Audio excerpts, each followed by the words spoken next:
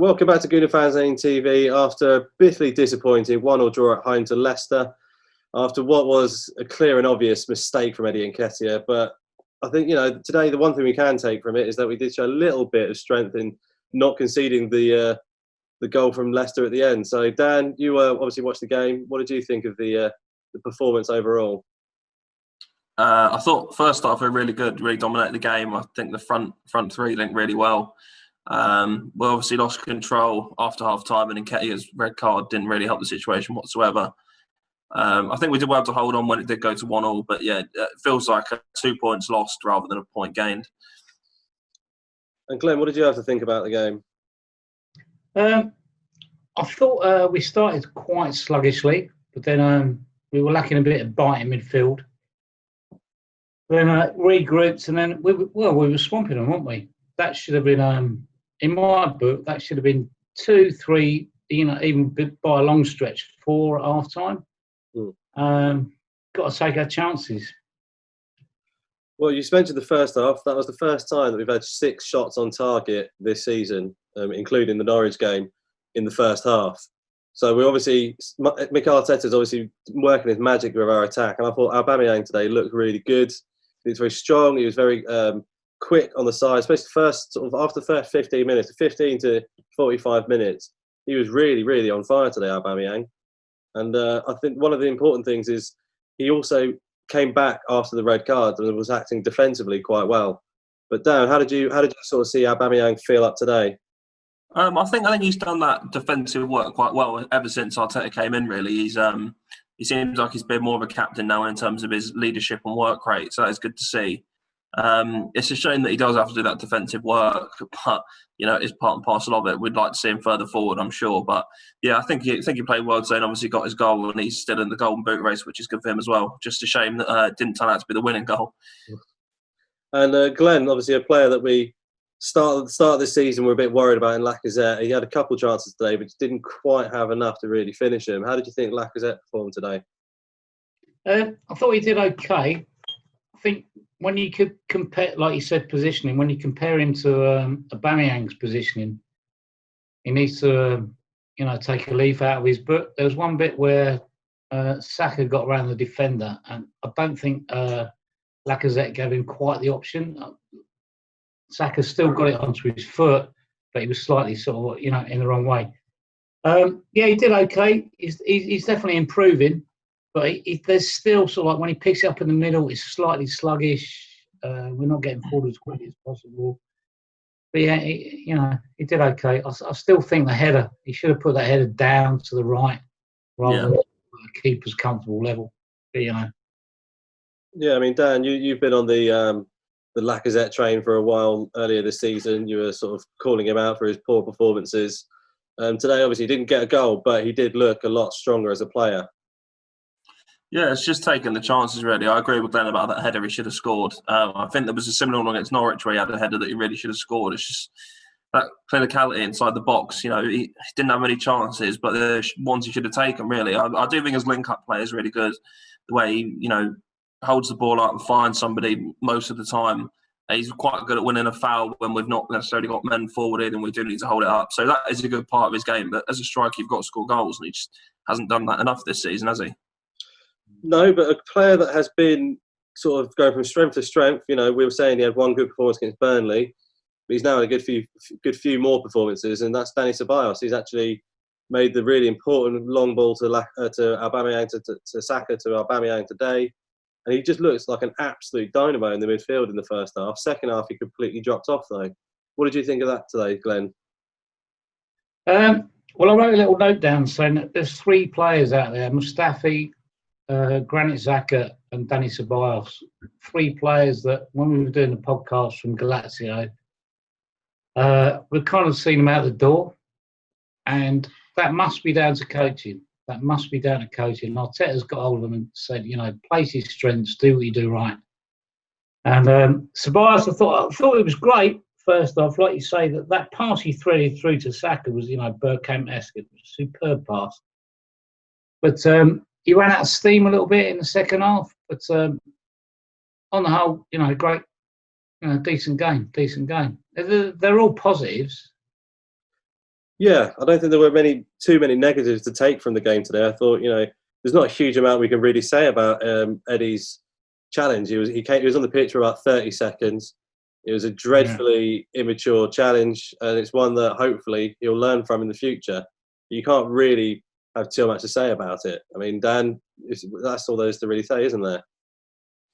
I mean, yeah, I agree with the immaturity. I think it was just a bit naive, really. But at the end of the day, you've left your team in the lurch. You can't be doing that kind of thing, regardless of your age or your maturity or whatever. You can't be letting the team down like that.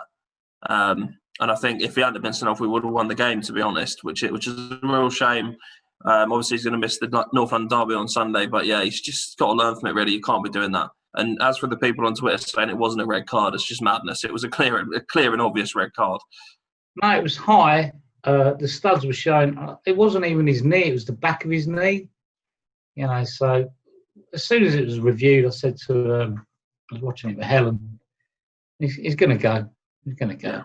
Yeah. If that happened to one of our players, we'd be screaming for him to be sent off under the current guidelines. Well, this is what confuses me. The referee went to the screen, looked at it twice, and went, yeah, straight red. Why did it take VAR such a long time to then say you need to review the monitor? And it was very clear that it was high, it was reckless, it was dangerous. It's just... I'm sorry to jump ahead here, but I've got a real issue with VAR. So the stream I was watching was an American stream, I think NBC or something like that. And they basically, on the Vardy goal, obviously it was quite a long VAR review for that as well, they said that PGMOL, who are obviously in charge of refereeing and VAR in the Premier League, weren't looking for a touch of Perez's boot. Why? Surely they should have been looking at that. They were just looking at it from the first pass. But surely they should have looked at the second one where he would have been clearly offside. It's just madness. I don't understand the rules, and I'm not sure the people who are in charge of making the rules and implementing the rules understand the rules either. It's just madness. It's ridiculous. But also, something happened tonight that you don't often see was the ref went over to check on the screen. Now, I'm all in favour of that because ultimately he's commanding the game or refereeing the game, but that rarely happens. So on what basis was he encouraged to go over and review that on the screen? Other games, it's just like 2-3 blokes in a porter cabin and the decision is final. I don't understand it. What, on what criteria is the ref allowed to go over or not go over? I don't get it. Well, I don't think many people do, and that's really the problem. But moving on to another positive, Martinez. I thought he had an absolute cracking game today. I mean, I don't think he could have done a huge amount to stop that Vardy goal. I think that was just a really well-placed ball in. But the first half, he made a lot of really important saves when Leicester were hammering us the first 15 minutes. And I think Leno's going to have a real challenge for him to get back into that number one spot. Agree. Yeah.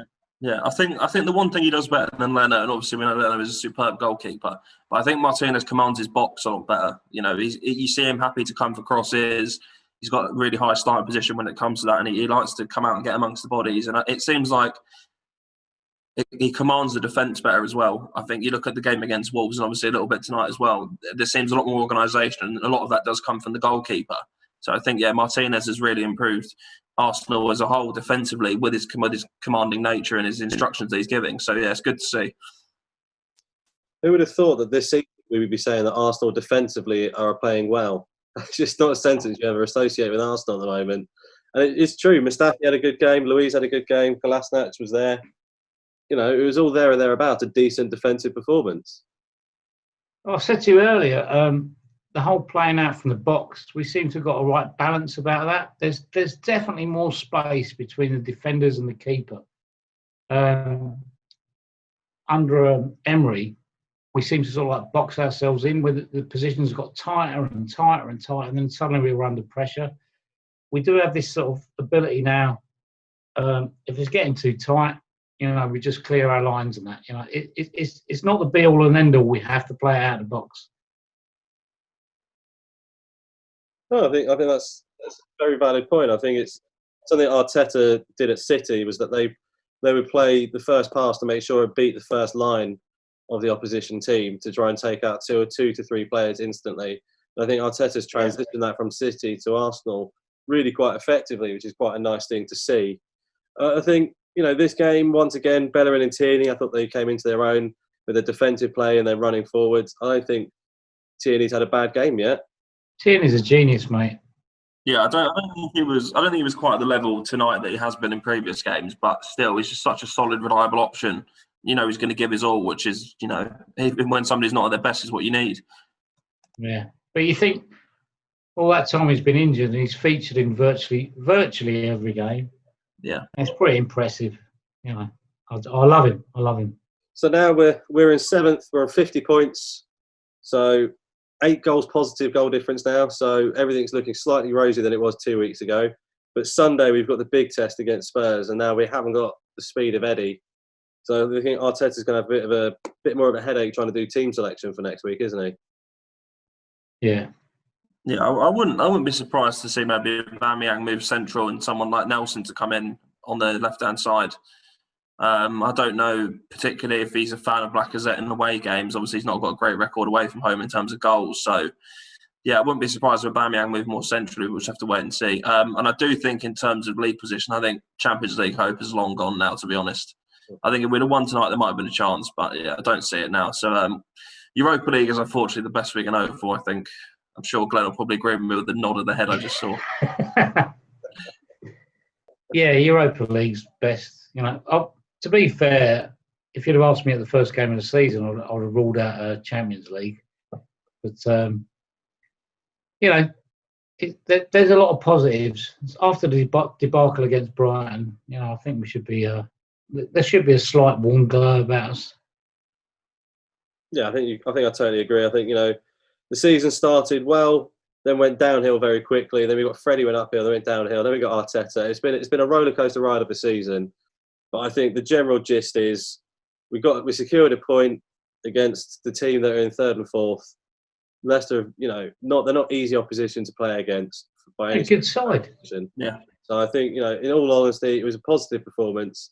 Down to 10 men, not conceding the goal and playing defensively well. So I think all in all, disappointing, but I think we should be quite heartened by that performance. We'd have lost that. A few months ago. No doubt about it. We wouldn't have been playing it a few months ago, Glenn. All right. 6 months ago. Don't get picky on your rosé, mate. Well, that's all from Glenn and all from Dan, but we're going to do another video shortly where I talk to Dan about all the player ratings and we go through the main key players. But that's all from us today.